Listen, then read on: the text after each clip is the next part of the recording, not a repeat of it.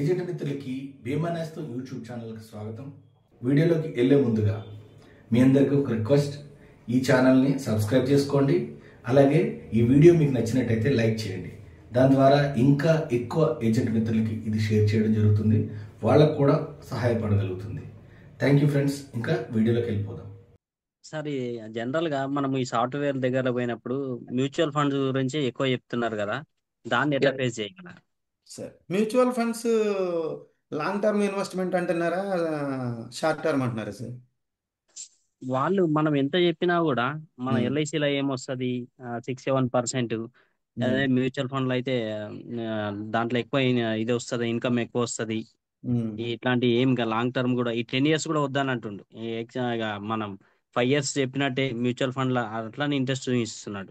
వీటిలో అది ఎట్లా ఫేస్ చేయాలి? కానీ మొత్తం మ్యూచువల్ ఫండ్స్ లో పెట్టుకుంటానంటే మీ ఇష్టం. చెప్పండి సార్, ఇందా నేను చెప్పా, షేర్లు కొనండి, మ్యూచువల్ ఫండ్స్ కొనండి, గోల్డ్ కొనండి, అసెట్స్ కొనండి, అన్ని కొనండి. బట్ ఇన్సూరెన్స్ ఎందుకు చేయాలనేది నేను చెప్తున్నాను. 1 month 2 months ఈ న్యాచ్ లో కట్ చేసిన తర్వాత కూడా అన్ఫార్చునేట్లీ యాక్సిడెంట్ జరిగితే ఒక 1 crore పాలసీకి 2 crores సెటిల్ చేయగలిగిద్దాం. ఒక ఎల్ఐసికి మాత్రమే ఉందని సంగతి చెప్పండి. సార్ అడిగిన దానికి జనరల్గా మనలో చాలా మంది 90% ఇలాగే ఆలోచన చేస్తాము. మీకు ఒకటి నేను స్క్రీన్ షేర్ చేస్తాను సార్. 5 minutes టైం సార్, అంత ఎక్కువ ఏమీ నాకు అవసరం లేదు.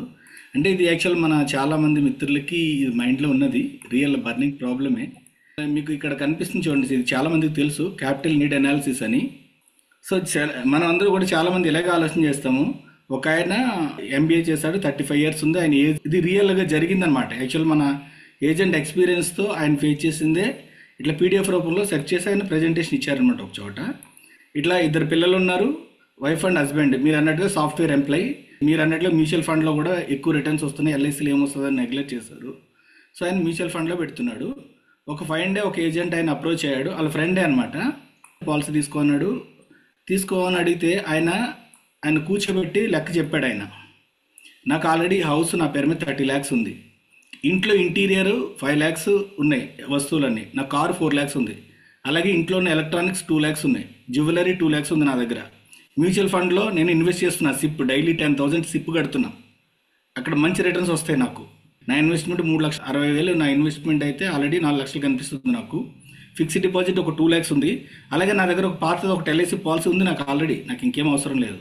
ఒక 6 lakh పాలసీ ఉందంట ఆయన దగ్గర, పర్ మంత్ 2,000 కడతాడు ఎల్ఐసిలో. సో ఆయన లెక్కేసాడు 55 లక్షలు నా వర్త్ ఇది ఇప్పుడు దాకా. నాకు ఫైనాన్షియల్ అడ్వైజర్ కాబట్టి నేను నీకు చెప్తున్నాను అన్నీని.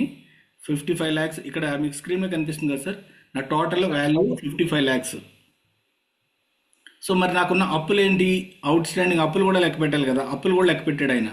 నాకు ఒక 12 లక్షలు హౌసింగ్ లోన్ బ్యాలెన్స్ ఉంది, అదర్ లోన్స్ 2.5, అంటే 15 లక్షలు నాకున్న అప్పులు. సో కాబట్టి నాకు నెట్ సర్ప్లస్ ఇంకా 40 లక్షలు ఉంది. నాకున్న అప్పులు 15 లక్షలే, కానీ నా వర్త్ 55 లక్షలు ఉంది. సో నేను ఆల్రెడీ 40 లక్షలు ప్లస్లోనే ఉన్నాను.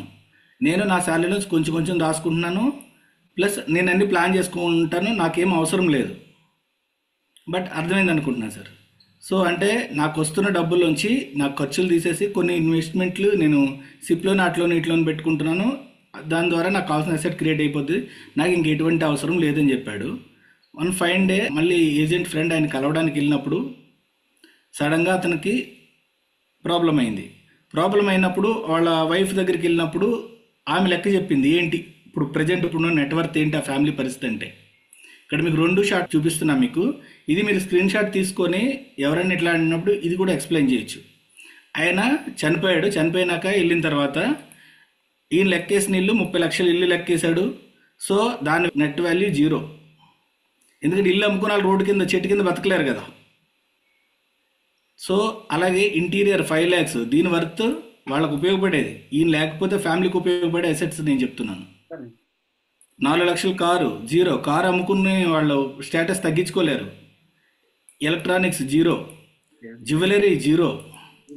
ఇక మ్యూచువల్ ఫండ్లో పెట్టిన 4 lakhs అవి ట్యాక్స్ అవి ఉన్నాయి కదా, అవి అమౌంట్ ఉన్నాయి. ఫిక్స్డ్ డిపాజిట్ 2 lakhs ఉన్నాయి, అలాగే ఎల్ఐసి మెచ్యూరిటీ 12 lakhs.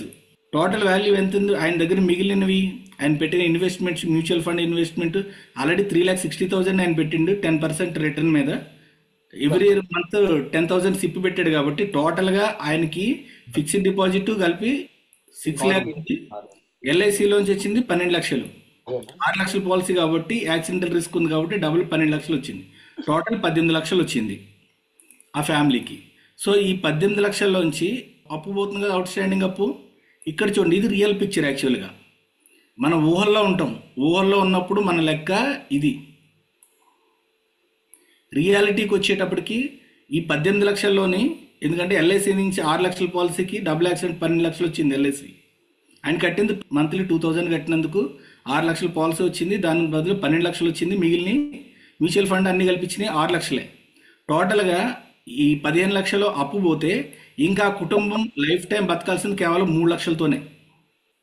రియాలిటీ అలా ఉంటుంది. ఈ వైఫ్ ఏం చెప్తున్నది, వైఫ్ వేసిన లెక్క చూడండి. ఇది యాక్చువల్గా మనము అతనికి చూపించాలన్నమాట. రియాలిటీ ఎలా ఉంటుంది సార్, యాపిల్ని బత్తాయిని కంపేర్ చేయొద్దు. యాపిలే, బత్తాయి. మ్యూచువల్ ఫండ్స్ అనేవి ఎప్పుడు మీకంటే మీరు 15 ఏళ్ళు 20 ఏళ్ళు రెగ్యులర్గా పొదుపు చేసుకోగలిగితేనే. ఈ మధ్య ఎప్పుడు ప్రాబ్లం అయినా ఆదుకోగలిగేది ఒక ఇన్సూరెన్స్ మాత్రమే. ఇక్కడ చూడండి, మై హస్బెండ్ ఇన్వెస్టెడ్ టోటల్ ఎంత, 3,60,000 సిప్లో ఇన్వెస్ట్ చేశాడు. 3,60,000 3 ఇయర్స్లో ఈ 3,60,000 పెట్టుబడి పెట్టినందుకు ఆయనకు వచ్చింది అంతే. ఇక్కడ మీకు ఇక్కడ కనిపిస్తుంది సార్ ఆయనకు వచ్చిన అమౌంట్. ఆయనకు వచ్చింది 3,60,000 ఆయన ఇన్వెస్ట్ చేస్తే ఆయనకు వచ్చింది 4 లక్షలే, 10% రిటర్న్ మీద. అదే మన ఎల్ఐసిలో ఇన్వెస్ట్ చేసింది 70,000. 70,000కి గాను వాళ్ళకి వచ్చింది, ఫ్యామిలీకి వచ్చింది 12 లక్షలు. సో ఇక్కడ మ్యూచువల్ ఫండ్ 10% రిటర్న్ ఇస్తే 3 ఏళ్లలో రిస్క్ అయితే ఇన్సూరెన్స్ ఇచ్చేది 1700% రిటర్న్.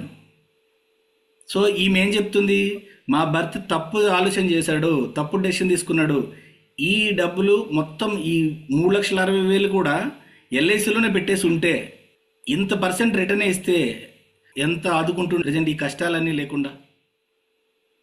సో ఈ మ్యూచువల్ ఫండ్లో ఇట్ల కన్నా ఈ డబ్బు అంతా ఇక్కడే పెట్టుంటే నేను ఎంత కొంచెం బయటపడుతుంటేను అనేది ఈమె చెప్పిన స్టోరీ అనమాట. సో మీకు కొంతవరకు అర్థమైంది అనుకుంటున్నాను. ఎక్సలెంట్ సార్, మొత్తం థ్యాంక్ యూ సార్.